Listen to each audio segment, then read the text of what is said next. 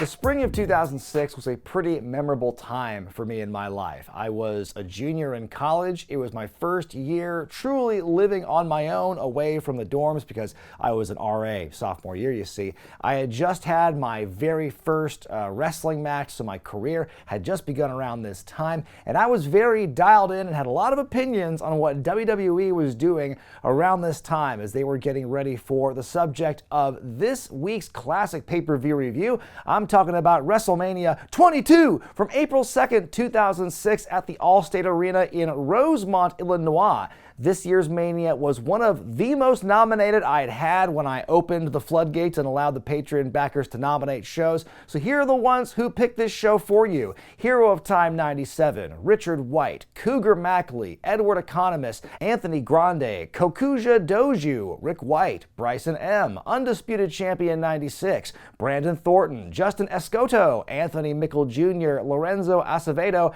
Alexander, and Jason Young. Thanks all y'all. This was the last WrestleMania not to take place in a big stadium until 36 at the Performance Center due to COVID. 17,155 folks sold out the building, just under 1 million pay-per-view buys, down a little bit from WrestleMania's 21 and 23, which each crossed 1 million. Interesting choices they made for the set for this year's Mania. Again, when it's in an arena as opposed to a stadium, you have less to work with, and you want to find that balance of like a really cool, iconic set and then like maximizing the attendance you could have in the show. It just feels like for this one, they really just kind of like stripped down and just kind of simplified the look they did for, WrestleMania 20 in Madison Square Garden with the big buildings in the background. But then they went with these banners all around the upper deck with like the big pictures of the wrestlers on them. They would reuse these banners on the Raw after Mania the next night. I didn't really care for this year's design. I thought the banners were kind of distracting as well. The fact, like, based on how they film the matches, you only see the same 5 or 6 pictures of the same wrestlers in the background throughout every single match. They never went with this kind of look ever again after this WrestleMania weekend, and I can think of a few reasons why. Michelle Williams from Destiny's Child sings America the Beautiful. Then we get the video package, WrestleMania Through the Years, to the tune of Shinedown's I Dare You. Then we get a breakdown of the 4 biggest matches on the card. Then we hear the other theme for the event, Peter Gabriel's Big Time. Great song, by the way. This is how I discovered this song, actually, was like through the marketing and the theme of this year's Mania. It's so funny because like at the time, like a lot of people, I was a bit confused by that choice. Felt kind of like out of line of their usual branding for shows at the time. And it's interesting to see that nothing has changed about that mentality like 19 years later when like Raw or SmackDown got a new theme and it's like hip hop or whatever. It's like, where's the rock and roll? And one quick story about that song before we continue. Like I mentioned, I had just had my first match in my wrestling career before this, and at the same time, I was really big into the song Big Time because I just started hearing it in WWE, so much so that I actually put it on a mix CD of mine. Remember mix CDs? Those were fun. Anyway, for this matchup I had, like an idiot, I didn't have a CD with just my entrance theme on it. I just said, here, take this mix CD of mine and play track 3. And of course, they didn't play track 3. They played the first track on the CD, which happened to be Big Time by Peter Gabriel. And that was the song I came out to in my first match. And I felt like such a dork because like, why am I coming out to the theme song for this year's WrestleMania? I was just totally mortified by that. But hey, I guess it could have been worse because there were some other songs on that CD that probably would have got me canceled. Jim Ross and Jerry Lawler on the call for Raw. JR is actually back for the first time since October when he was fired back in kayfabe. He had colon surgery. Now get out of here, Joey Styles. Vince doesn't want you. Michael Cole and Taz are there for SmackDown. And your opening matchup is for the World Tag Team titles as Kane and The Big Show defend against Carlito and Chris Masters. Wow, a matchup between two teams of singles guys. This is what tag team wrestling is truly about in WWE. But at least you got to give the edge to the two singles guys who have been teaming up a little bit longer in Kane and The Big Show. The build for this matchup kind of sucked. I can remember this pretty vividly because like throughout the entire story, like who could possibly believe that Carlito and Masters, who weren't really built up that unbeatable or strongly to begin with before teaming up, what odds do they have against Kane and Big Show? Even the one really smart thing they got on the champs when they barricaded Kane in the locker room with the forklift, they still looked dumb because there turns out to be another door. I love how excited Carlito is here. He takes the shoulder roll on the ramp during his entrance. He and Masters both make their Mania debuts. A lot of people making their Mania debuts tonight, by the way. Pretty cool. I did like Kane and Big Show's entrance where the buildings are on fire in the background. That was pretty sick. They said it was the first time since Mania 15 where the tag titles have been defended in a traditional 2-on-2 scenario. And that match, if you remember, folks, was Jeff Jarrett and Owen Hart versus Test and D'Lo Brown. And that tag team had only formed literally earlier that night on Heat. Kane and Show work well against Masters early on. Carlito trying his best with the Show's arm, but he can't get anything going. Throwing Lito into Chris on the outside. People are loving Carlito, though. There's big chants for him, even though he's getting his ass kicked. Kane goes up top, dives onto them on the outside, which is impressive, but the baddies throw Show into an exposed turnbuckle. Then they hit the two-man flapjack. It's called the flapjack. Okay. Show shrugs it off and tags Kane in. He goes on a nice run, but then Chris catches Kane mid-clothesline and puts on the Master Lock. Big Show hits the boot to break it up. He gets booed for that. Carlito hitting the backstabber before it's called that. Show goes for the choke slam, but Masters hits a chop block. Chris accidentally hits his own partner with the axe handle. Kane choke slams Lito for the win, and it's Big Show's first WrestleMania win. Took long enough. I give it 1.5 stars out of 5. It's crazy that for a 4-hour WrestleMania, we still are going to have like 5-minute undercard matches. Not to say it was like necessarily bad, it was just really rushed. Like you could see Carlito and Chris Masters kind of just running circles around Kane and Show, just bumping their asses off for them. And then you get that confusion at the end. The challengers are frustrated with each other after the fact. And this will lead to a face turn for Carlito and a brief feud between the two of them throughout the rest of the spring. And, after Carlito has his match with Randy Orton later in the year, that's kind of the peak of Carlito as a babyface in 06. The coach is backstage in the promo zone and welcomes Shawn Michaels to the stage. Back in December, HBK told Vince to move on, but that led to weeks of living hell leading up to this, and coach asks Shawn if he regrets it. HBK says it was the truth and he never regrets saying the truth. And he recaps his recent WrestleMania history and says, "This will be no classic 5-star match, folks. It will be violent, brutal, and ugly. You won't get the HBK of 1995 or even 2006. He's doing something a little bit different. He's going to take Vince to his own personal hell." Nice promo here. Up next, the second ever Money in the Bank ladder match. Why didn't they open with this? You've got Matt Hardy, Intercontinental Champion Shelton Benjamin, Finlay, Rob Van Dam, Bobby Lashley, and Ric Flair. I gotta say, Finlay and Flair being added to this matchup to me really threw me for a loop, because wait a minute, I thought this was supposed to be kind of like the youngsters / the mid-carders match. Ric Flair being here kind of sticks out like a sore thumb, but I think, regardless, I think it's a very interesting idea to have this kind of mishmash of different styles here. Also, Shelton here has been recently separated from his on-screen mama. For those of you who don't remember this, Shelton actually had, there was this woman, this actress, who was cast as the role of Shelton's overbearing mama, and she would come to ringside with him and cheer him on and everything. It's still burned into my brain how this woman portrayed the mama in her debut when she's at ringside, during Shelton's match, and she's just yelling, "Destroy him, Shelton!" She's just really into it, really hamming it up. And I think someone in the back must have told her, that's a bit too much. You need to dial it down, because she was never that loud again at ringside, never said, "Destroy him, Shelton." She was totally subdued for the longest time, and then she was written off with this health condition that Shelton used the distraction over to actually win the Intercontinental title, but then you never really saw her again after this. I don't think there's many people who can look back on this during this time and think, yeah, that was really positive and productive for Shelton Benjamin's character. Speaking of Shelton, we see future Hurt Syndicate members fighting here. Van Dam with a wild dive to the outside onto Matt with the ladder, rough landing there. Shelton climbing up the ladder steps, hits a crazy plancha onto a bunch of guys outside. Flair is the first to climb up. He takes a damn superplex off the top. Big time sell by Flair with a leg. He's walked out of the match. Let's see a different angle angle where he doesn't seem to hurt his leg at all.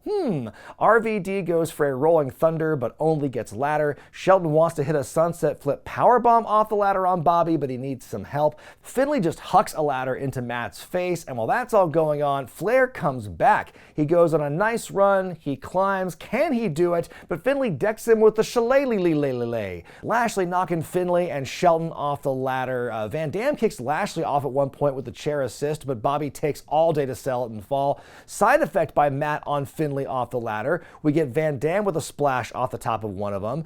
RVD's climbing the ladder. Suddenly from out of frame, Shelton just leaps in and lands on the other side. That was badass. Matt's up there too now. They're all fighting, but Matt and Shelton tumble to the outside. Van Dam grabs the case and wins. I give it 4 stars out of 5. I think at this point the novelty of Money in the Bank and what they're doing, even though we're not getting some of the crazier, more innovative like ladder constructions and things like that, we're still getting a really entertaining Demolition Derby style matchup. I think having just that kind of different range and variance in the styles made for a very interesting match at certain points. You had the high flying with, Shelton and Matt Hardy and whatnot. Then you've got some more of the more brawling type with Finlay and Lashley and Flair, what have you. RVD, of course, would go on to successfully cash in the briefcase against John Cena at One Night Stand, the second edition at the Hammerstein Ballroom, which, of course, in and of itself is an amazing moment. But this was the beginning of that big push for Van Dam, getting the briefcase, feeling very validating for the fans who've been behind him since, the days of the Alliance even. Backstage, Josh is with new WWE Hall of Famer Mean Gene Okerlund. Well, how the turntables. Now you're on the other side of the interview microphone. Gene talks about how big his bar tab was the previous night when Randy Orton walks in, and he says he can't believe that Mean Gene got inducted for holding a microphone for 35 years. This shot is funny to me because it looks like AI made this weird arm thing happen. And then Gene's like, "Give me a break, your old man, mumble grumble." Orton says that when he's inducted one day, it'll be for nights like this when he becomes the new world champion. He'll beat the paper champ in Angle and the charity case in Mysterio. Suddenly, Batista shows up. He may be hurt, but he's in a suit. He says it doesn't matter who wins tonight, they're just holding the title for him when he comes back, and he says he'll be back pretty soon. And he says by WrestleMania 23, he'll be the world champion. And what do you know? He was right. Apparently, one of the original ideas for WrestleMania this year was Batista versus Orton for the world title, but Batista's injury laid waste to those plans, and we'll see how they recovered a little later in the show. Howard Finkel's in the ring and immediately says Bret Hart was uncomfortable participating in this event. Anyway, here are the rest of the Hall of Famers. Mean Gene Okerlund, Sensational Sherry, that ain't Saba Simba, that's Tony Atlas, Vern Gagne, William the Refrigerator Perry, the Blackjacks, and Vicky Guerrero accepting the induction for her late husband Eddie Guerrero back before everyone would hate her. It was kind of disappointing that Bret, didn't show up for this part of it. I can understand why he was reserved in that, because he showed up for the Hall of Fame the previous night and did the speech, but didn't want to be out there, for this, endorsement of WrestleMania. So that was kind of interesting for Bret to do that. It was shocking and really cool to see Bret get inducted in 2006. It was just, I think, the first of many of those, can you believe they got this guy for the Hall of Fame? And he wouldn't even show up again on TV live until 2010. So it was very crazy that in 2006 they had reached this conclusion to get Bret into the Hall of Fame. It was very deserving, obviously, and I think one of the biggest things that Bret's induction was known for when he, takes a shot at Hulk Hogan during his induction speech. Up next for the U.S. Championship, Chris Benoit defense against John Bradshaw Layfield.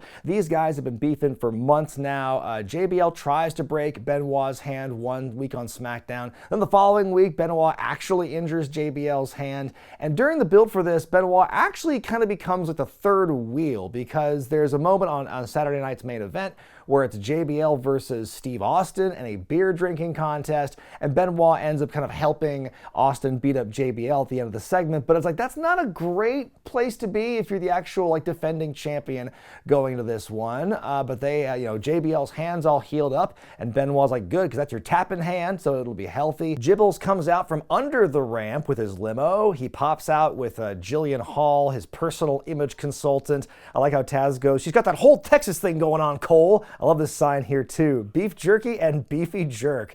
In the build for this, by the way, JBL said, he beat Eddie Guerrero for the WWE Championship. He was a great technical wrestler. If I beat Chris Benoit here at WrestleMania, I will become, by default, the greatest technical wrestler of all time. Striking hard from the get-go, Benoit fights to get the crossface on, but JBL is just too strong. Chris tries the sharpshooter. The same thing happens. There's more punching. Benoit gets off those consecutive German suplexes. He goes up top, but JBL commits some fuckery to get to the rope and crotch Benoit. No giant screaming and self-crotching here like the Machine. They say on commentary only 5 men in WrestleMania history have won a match by submission. And I'm like, how is it that low? JBL goes for the Three Amigos. Ooh, the heat. Benoit fights out of it. He's able to create some space, hits his own Three Amigos in honor of the late EG. He hits the flying headbutt.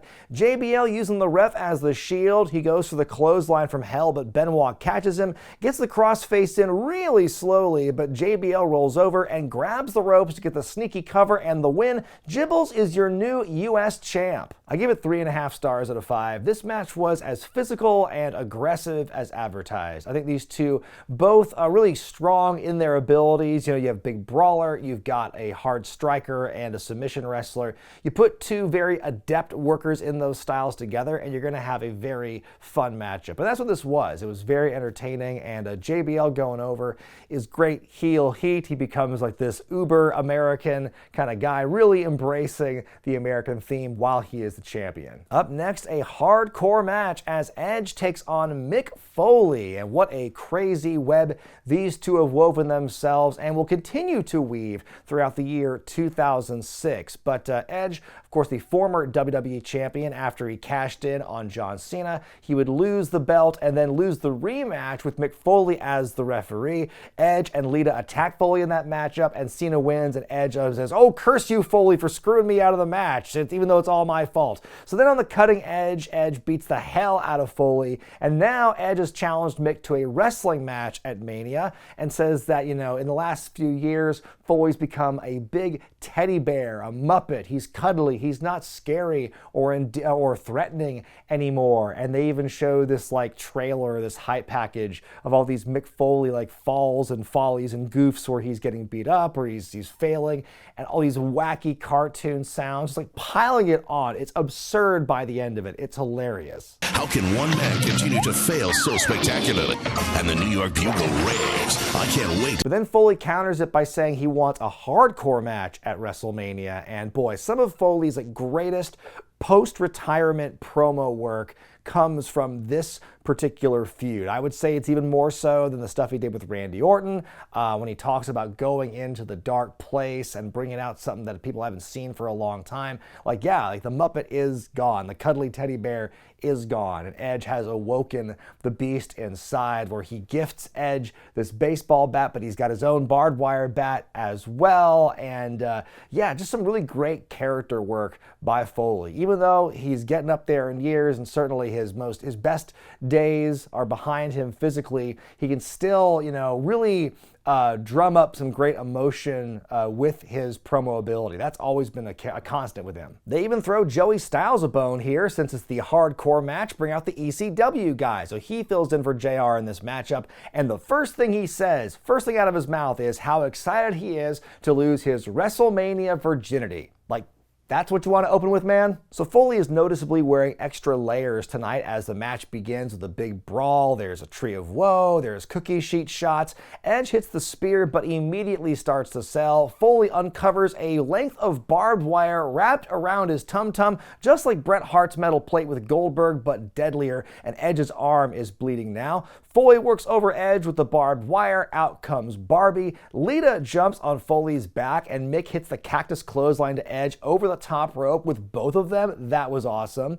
Then he takes a hip toss legs first into the steel steps. Not awesome. Then he takes his big trademark knees first bump over the stairs. Foley takes a back bump on the steel ramp. Now Edge grabs lighter fluid and sprays it on Mick for a second. Mick fights back with a pile driver. Lita gets involved again, allowing Edge to come right back and bludgeon Foley with the barbed wire bat, and now Mick is bleeding.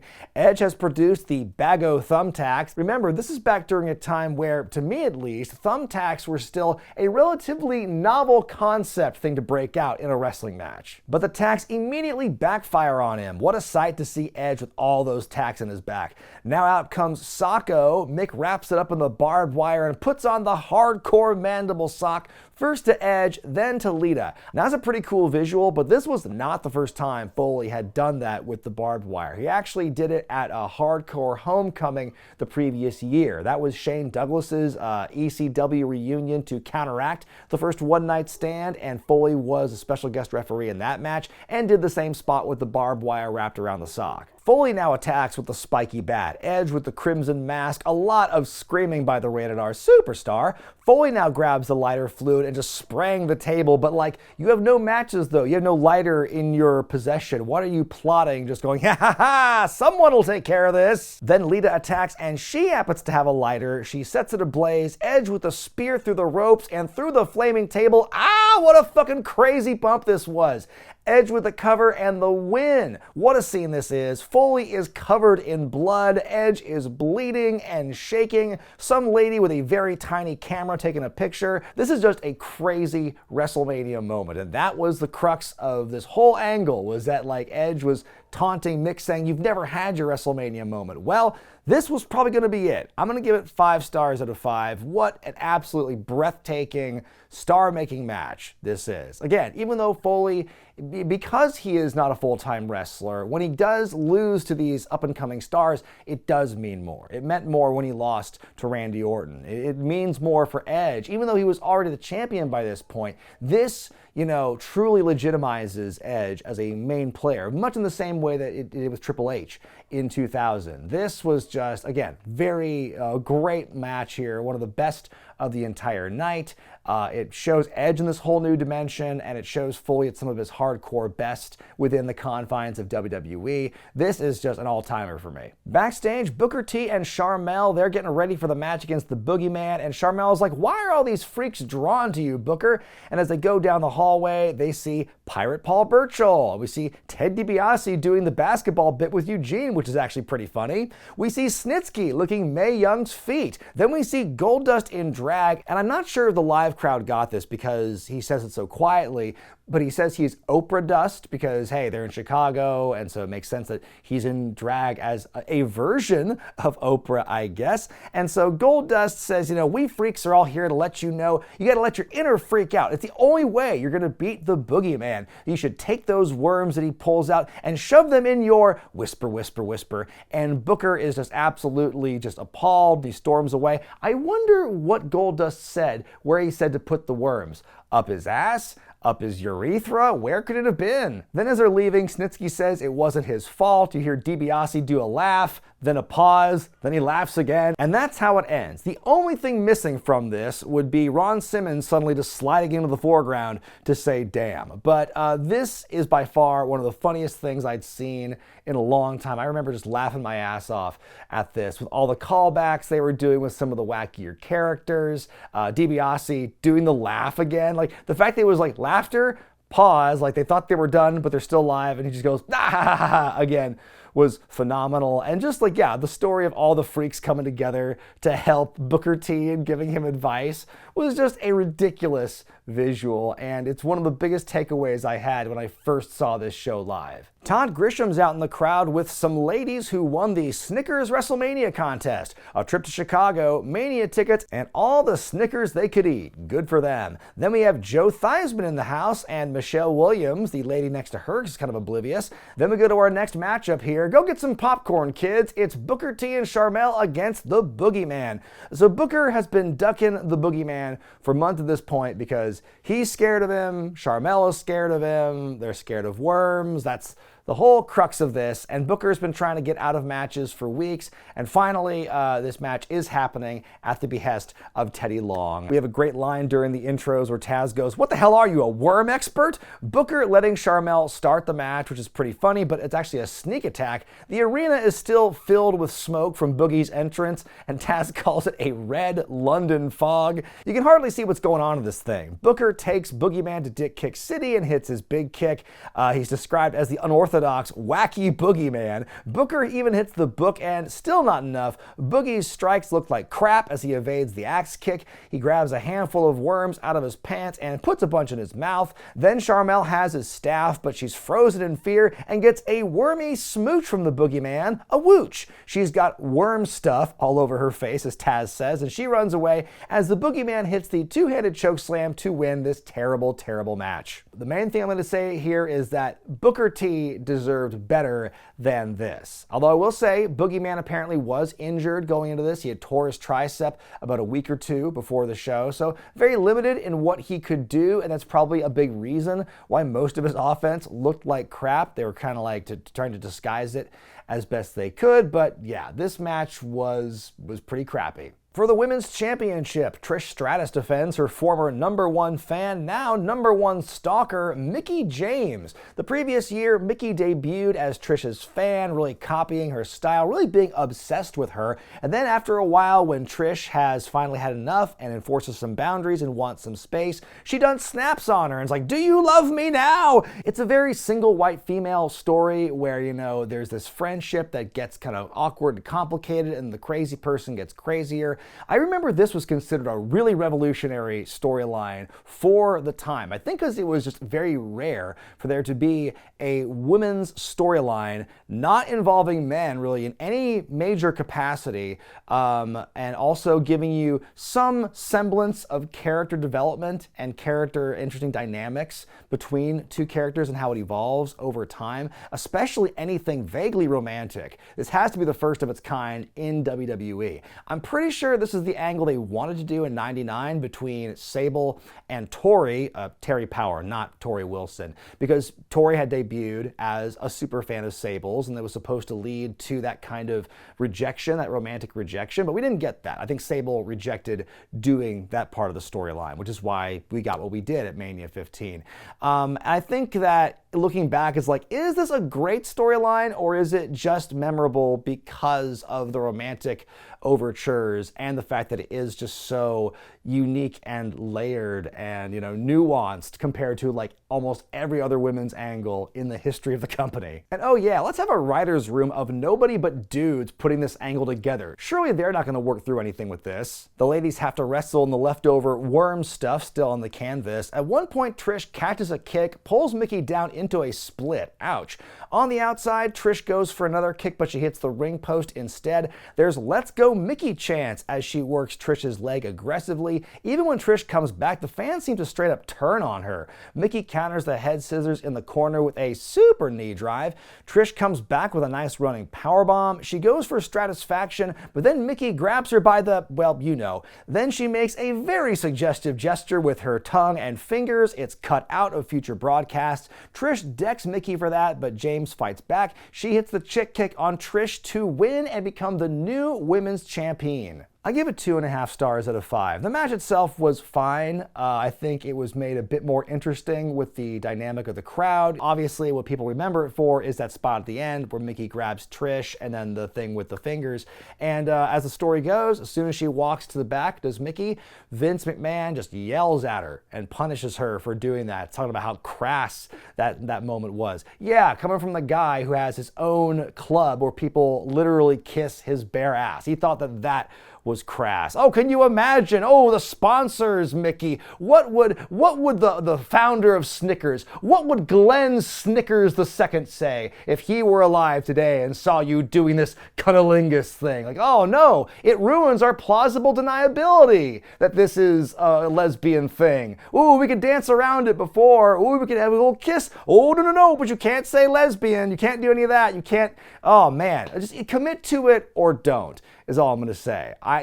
Fuck Vince for like ruining her moment, and she comes to the curtain at WrestleMania, wins that first championship. What a validation. And then to have Vince screaming at you right after you come to the curtain, that couldn't have been nice. Just like, let her have that moment. Then you can badger her for that later. Speaking of crass, good lord, Vince McMahon looks like an alien in this backstage segment with the rest of his family. A very tan Vince takes Shawn's words from earlier to heart and decides to lead everyone in the first ever McMahon family prayer. And he says, God, let's face it, I don't like you, you don't like me. I've defied every law you've ever had, yet been tremendously successful. And he says, I know you and Shawn Michaels are very close, so tonight I'm going to tell you what I'm going to do to your favorite wrestler. I'm going to send Shawn Michaels to the fiery depths of hell. Amen. Hallelujah. Yeesh, what a visual this is. I would almost say that this is a more disturbing image than the one of Vince peering over the apron with the bloody face at Mania 19. This is just horrifying. And man, this segment just feels very telling and, dare I say, autobiographical. Let's bring the Druids out, y'all. It's time for the casket match as The Undertaker takes on Mark Henry. Last month on SmackDown, Taker and Kurt Angle had a rematch for the world title. Mark Henry interrupts the match and smooshes Undertaker good on the announce table. Taker wants a casket match at WrestleMania. He even tombstones Mark's manager Daivari onto a casket on Saturday night's main event, but Henry showing no fear, not giving an inch to the dead man in terms of the mind games, which I think was good. I liked it more in the build-ups to the WrestleMania matches with The Undertaker, where the heel wouldn't go like, I'm not scared of The Undertaker, and then the minute you hear the gong, they're like, oh, like this. Like, Henry didn't do that. I like it when the Mania opponents don't show the fear, or at least, there's a bit of a break in that pattern of the scared heel. At least Henry, true to form, doesn't back down. I'll tell you what, Mark Henry's theme before 3-6 Mafia is so generic. Early on, Taker tries with all his might, but Henry lays him out with a single clothesline. Mark's able to block the old school. He continues the aggression. The casket's opened up. Henry goes for his big sit in the ropes, but he slides right in. Looks to finally be intimidated by standing in the casket there. Undertaker fights back. They're both in the box for a little bit. Mark's able to hit the world's strongest slam, but instinctively goes for the pin there. More beat down on Taker. He gets him in the corner, but he sets himself up for the last ride, kinda. The last ride, kinda. Henry powders. Taker dives over the casket onto his opponent. That was nuts. It's a wonder his legs didn't slam right into the corner of the casket there. He somehow manages to get Henry up for the tombstone. He rolls Henry into the casket, shuts the lid to win. 14-0 for the dead man. I give it 2.5 stars out of 5. This was not one of the better WrestleMania matches for Undertaker, and certainly one of the least dramatic, because there's no question in my mind who's winning this thing. Like, as opposed to the previous year's WrestleMania, where you could really make an argument for Randy Orton to break the streak, that's not happening in this one. And there's only so much you can do with an opponent like Henry, and that's probably why they added the casket match stipulation to give it some extra juice.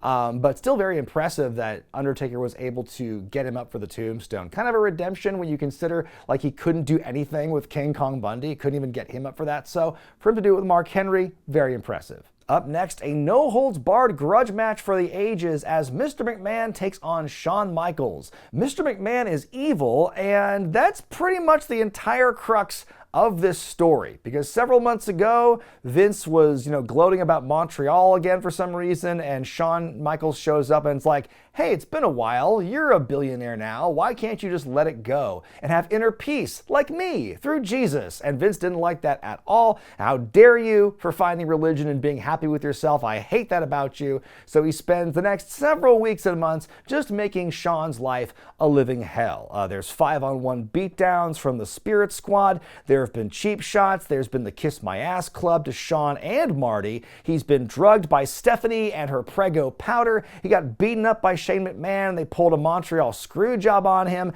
However, Shawn was able to get a little bit of revenge on the McMahons. He threw piss at Vince and Shane's face one week. The scene of him walking up the ramp with the confetti as the band is playing when the Saints go marching in, as Shane is just kind of shrugging his shoulders going, what are you doing? Is just incredible. Speaking of incredible, Jim Ross back on commentary here, and this match is some serious therapy for this man, because he has got a lot of pent-up anger and aggression like IRL for Vince, and he lets it all out in this matchup here. Listen to this opening rant as Vince makes his entrance. He is still one sick, perverse son of a bitch. He is genuinely evil. He is going to hell, and I don't think he can wait to get there so he can take over. My God, that is just some haterific language there from JR, and he just keeps piling it on as the match goes on. Vince is big as a house and tanned to shit, walking as wide as his legs will let him. He poses next to his framed Muscle and Fitness magazine cover HBK's had enough and beats him up. He breaks the frame over Vince's head, a perfect placement of his head over the picture face like a cartoon. And like I said, JR is just so unhinged in this match, just cursing up a storm the whole time. Hey, Spirit Squad, you fucking idiots, you boils on the ass of life. The Spirit Squad, they show up and beat up Shawn 5-on-1. 20-year-old Kenny goes to the top rope leg drop, but Shawn avoids it, starts coming back. JR yells, "Boola Boola," as Shawn dinks the squad with the megaphone. Vince comes back and lays out Shawn with a clothesline. A quiet steroids chant as Vince works over HBK. Vince even gets his belt off and whips Shawn with it, which, as we all know, wrestling rules dictate that if one person does some whipping, that means when the wrestler makes his comeback, he also does some whipping. And JR is like, "Lay it in, Shawn! Hit him harder! Elbow drop right into the black heart! If he has a heart, I swear to God it's black! I fucking hate this guy!" Shawn tunes up the band, but Shane O'Mac shows up with the kendo stick, and now it's time for the Kiss My Ass Club to open up once again. But Shawn reverses it and shoves Shane's face into his own dad's ass. Man, this guy needs some therapy of his own. Shawn handcuffs Shane and throws away the key, does a little Shane-O dance, then beats the hell out of the youngster with the stick. HBK with an all-time chair dink to McMahon's skull. He dents the thing, and now Vince is bleeding. Shawn sets up for a kick, but he stops himself to grab a ladder, and he hits Vince in the head with that. "Welcome to Home Depot, you asshole!" Another sweet chin fake out. Now HBK gets even more weapons. He puts Vince on the table in the middle of the ring. He climbs up the ladder. He's about to jump, but he stops himself, climbs back down, and pulls out the Jeff Hardy Memorial Ladder. He puts the trash can over Vince's head now, climbs the super tall ladder, Shane providing the anchor, very clever spot there. Shawn doing the DX crotch chop and hits the elbow onto Vince and through the table. What a splat this was.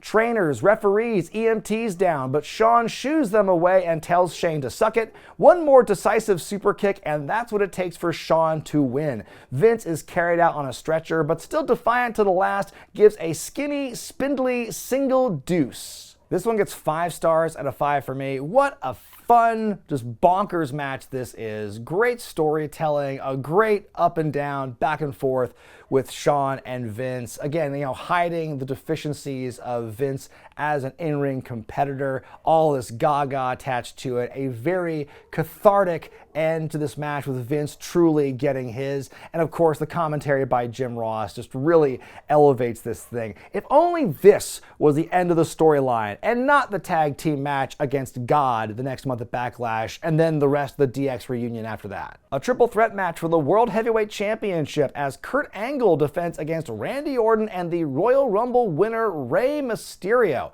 So a few months before this, Batista was the world champion but had to relinquish the belt due to injury. They had a battle royal on SmackDown to crown a new champion, and in case of emergency, bring Kurt Angle over from Raw to SmackDown so he could win the belt and have some legitimacy as the champion. And while that happens, you have Rey Mysterio going more than an hour in that year's Royal Rumble match to win the whole shebang-a-bang, and it was a big redemptive moment for him because he was dedicating it to Eddie Guerrero, who had passed away several months before this. Of course, WWE and its fans still very much reeling after this sudden, untimely, and tragic passing of Guerrero. And so WWE kind of really doing that awkward tightrope of trying to honor Eddie Guerrero in passing, but at the same time, I don't think they were doing him justice as Rey was being the plucky underdog and still getting his ass beat and losing a lot of the time as he was this kind of vessel for Eddie Guerrero. And you have Randy getting heat during their feud throughout the winter about, getting heat on the late Eddie Guerrero, saying Eddie's down there in hell, like really fucking with fans' emotions when doing that sort of thing. And making Rey this Eddie Guerrero proxy, I thought was just so cheesy. And they really dumped it on. They laid it on thick when he won the Rumble.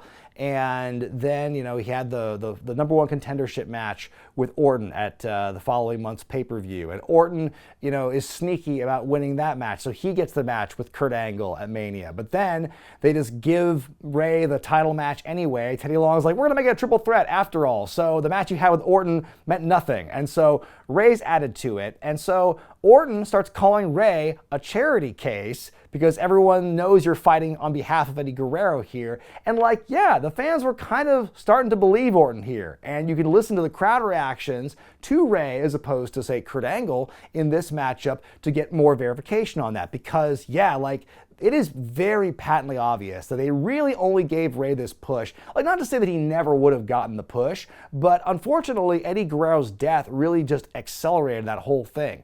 And so I think a lot of people felt that Rey kind of was a charity case in that respect. And I certainly felt like it was kind of exploitive of Eddie's passing for just like, let's slap the EG armband on Rey and that will carry him and get him over, I guess. But they forgot the other important thing of having him like convincingly beat people. POD is atop the set to do a live rendition of their version of Rey Mysterio's theme. It's the song he's used ever since, and it's definitely an improvement over the original that POD was covering.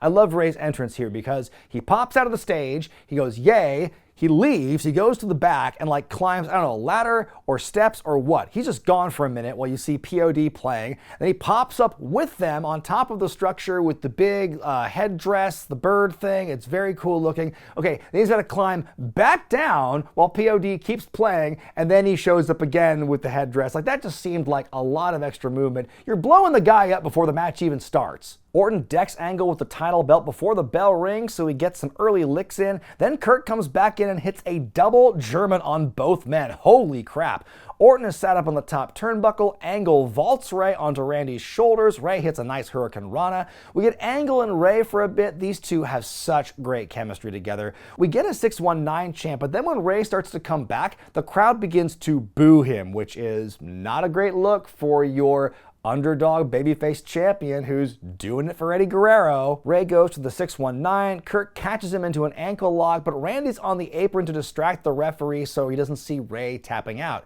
Angle suplexing the hell out of everyone. My goodness. Now Kurt makes Randy tap, but Rey distracts the referee himself. Rey with a close call after he splats Angle mid-ankle lock. R hits his KO, but can't cover in time. Angle kicks out. Orton goes up top. Angle suplexing him off. Rey tries for a 619 around the ring post and he slips. Ouch, that's not going to help. He recovers, gets another near fall. Angle hits his slam on Orton. We get a kick out. He wants to do one on Rey, but Mysterio slips out of it. Hits the 619 and the flip-de-doo cover on Randy to win the match and become the world champ for the first time. And I'm not sure if it's sound mixing or what, but a lot of the booing you heard during the match when Rey was getting his comebacks, that seems to be gone for the most part, and it's overwhelmingly positive to see him winning the belt here. And you cut to a shot of his family. There's young Dom plotting all the while and dreaming of chicken tendies, and Vicky and Chavo Guerrero celebrate with Rey on the stage. I give it 4.5 stars out of 5. There was so much kick-ass action really crammed into an 8 or 9 minute match, and it's just crazy to think of what these guys could have done if they had their full time, because as the story goes, only moments before their match began, they were supposed to have like 18 minutes and suddenly it's 9, so they gotta like really condense everything they were going to do here. And so think of the stuff they could have done if they kept in everything they wanted to do. That being said, they made the most of their minutes and put on just an incredible match. Like, nothing slow about this one at all. Just three guys just going hard as hell and putting on a really entertaining matchup. And of course, the moment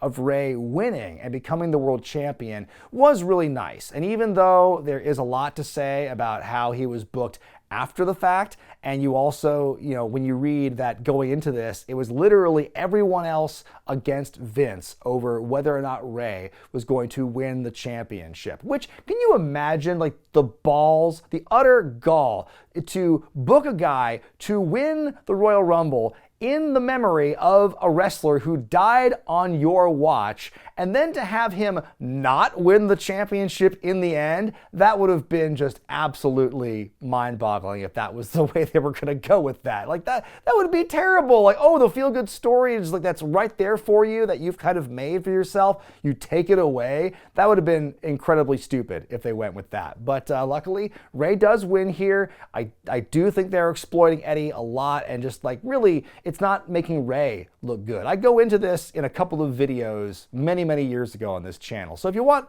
my full feelings on the Eddie-sploitation and how Rey was booked as champion, you can check those out. But it's crazy. I think that Rey did deserve it. I think that he was going to get there eventually. But like I said, I think this was just a really rushed and not a great way for Rey to go about this, I think. We transition to the Raw team where JR says that Rey's soul is full of Eddie Guerrero, and then Jim doing entire spiels and biographies for both John Cena and Triple H here. It's hip-hop versus tradition, old school versus new school. John Cena was born a poor black child. Triple H had all the privileges that money could buy. He gets massages and manicures and pedicures, whatever the hell else you get. Like, that's the one time he actually loses some of his articulation in these speeches, because he's got a script right there and he's reading it so good. And then when he gets to manicures, he starts like going off like pedicures, whatever the hell these fancy people get. But before we get that match, it's time for the real semi-main event, a Playboy lingerie pillow fight as Candice Michelle and Torrie Wilson do battle. I forgot that Torrie ever had Michelle McCool's theme. That was weird. Sign Guy's sign is pretty creepy. Aw, cute little doggy in a hat. Okay, then we're off to the races, and I love this line here where JR just takes a shot at Joey Styles for no reason, where he's like, oh, maybe we should get Joey Styles out here to say catfight in his shrieky little voice. Torrie backdrops Candice onto the bed in the ring, dumps the bed onto her, then jumps on the mattress, and she gives Candice the tush push, that poor dog. Torrie defrocks Candice, but Candice comes back, does a head scissors over the rope. Hell, they're gonna break out some actual moves in this match if it kills them. Candice using scissors to get Torrie out of her gown. Not those kind of scissors. Candice looking under the bed, pulling out a shillelagh. Okay, I hope that was a rib on Finlay, because that's pretty hilarious. Like, Finlay was the primary women's coach during this time. When you see during this time period how all the women wrestlers are getting really good, it's because before shows, Finlay would just train them and do sessions with them. So I'm hoping, this is my headcanon saying that Finlay helped produce this matchup, and as kind of a rib or a nod to him, his shillelagh is under the bed. But then she pulls out what looks to be the Muscle and Fitness magazine with Vince on the cover, and she briefly rubs it in Torrie's face, which, what?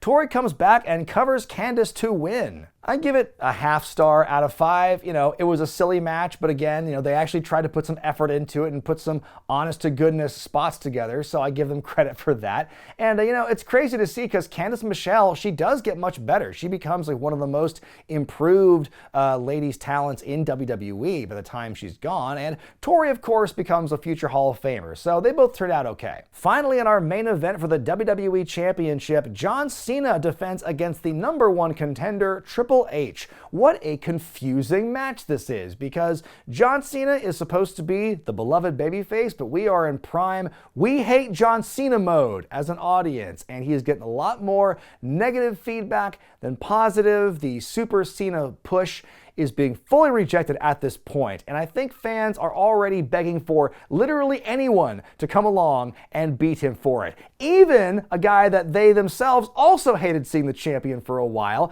in Triple H. Triple H won a triple threat match on Raw to become the #1 contender. He is unambiguously a heel going into this matchup here, but he is getting cheered more than the guy who is meant to be cheered. And Triple H is even very open in this when they have promos, face-to-face promos, and Triple H will openly say, it's hey man, people think you suck and I'm awesome, and people are like, yay, we agree with you even though you're a baddie. They are really trying to drive home the clash of generation and styles, where it's old school versus new school. It's sophistication and refinement versus smash mouth and street and toughness and all this stuff.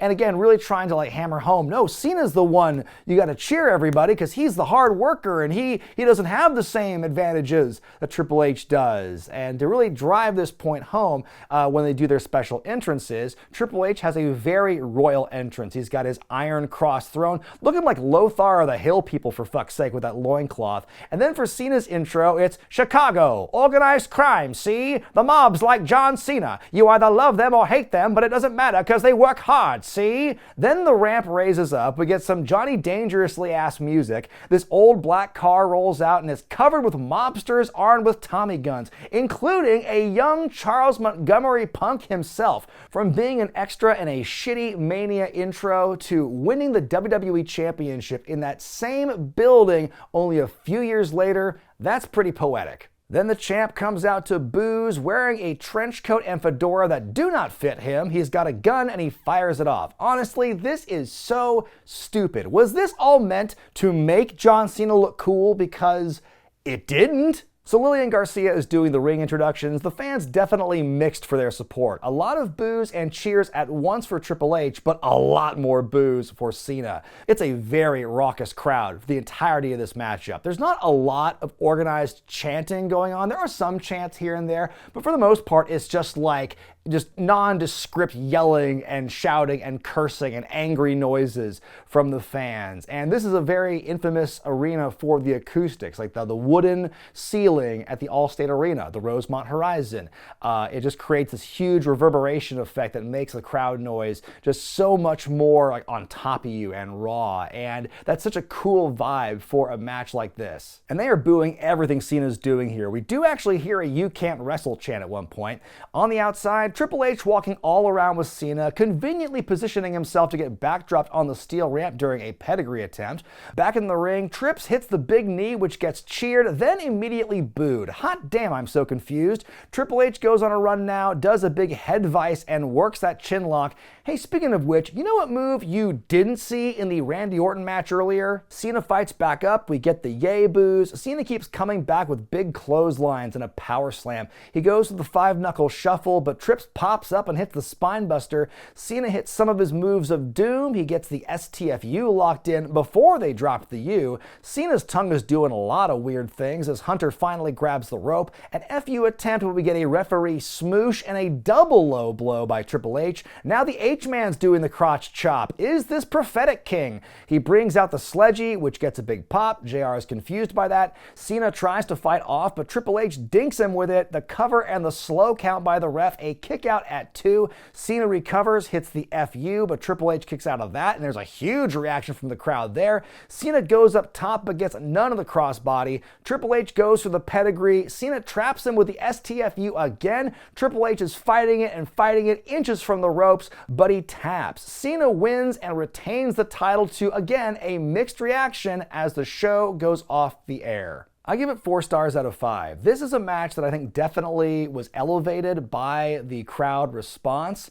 I like the fact that these guys didn't seem to be altering the plan that dramatically. They seemed to be kind of just wrestling the match that they wanted to wrestle with or without the crowd involvement, and they took the crowd along for the ride, and they were definitely for it. I mean, some of those, the way the crowd bit on some of those near falls near the end, I wasn't 100% sure at the time watching this in 06 that Cena was going to win. I think I was of two minds at that time watching it, because I was like, oh man, I really don't want Cena to win, but at the same time, I really don't want Triple H to win either. So I went into this at the time not very excited and just being kind of like, okay, at the end when it was all said and done. And here watching this one back, it's like, it's a good match for what it is. And I think it really helps to elevate and legitimize John Cena further. You know, he's been the top guy for a while since he won the belt at WrestleMania 21.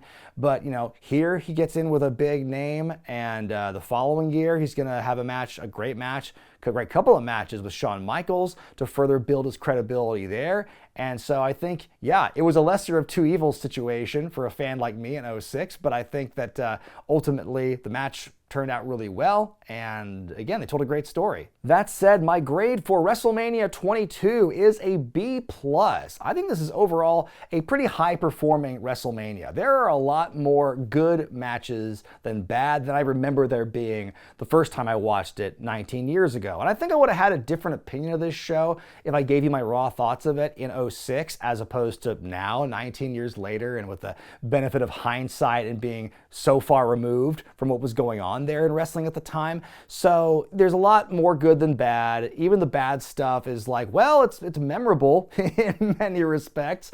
And it's just, you have to take the good with the bad for it being WrestleMania. With this many matches, there are bound to be some downbeats for sure. But yeah, you know, again, I think the way the show ended, it was probably not a main event match that I was particularly fond of back in 06, and you know, the stuff with Rey winning the championship. There's a lot of good and bad associated with that. That left a bad taste in my mouth back then. But, still looking back at this, like, they did a great job in the ring with what they had to work with. But what did you think of WrestleMania 22? And how about this reviewy view? Let me know in the comment section below. Be sure to give the video a thumbs up if you like it. Subscribe to Wrestling with Regret. Hit that bell icon for all the notifications. And hey, in 2 weeks from now, the next classic review, we are going to jump 2 years ahead in the timeline for WrestleMania 24. Randy Orton defends the WWE Championship against Triple H and John Cena. Edge takes on the Undertaker for the World Championship. We've got Money in the Bank. We've got Floyd Mayweather versus The Big Show. And Ric Flair's last I'm sorry, I couldn't get that out without laughing. But Ric Flair's retirement match against Shawn Michaels and much more. But until then, I'm Brian Zane, and I'll see you next time.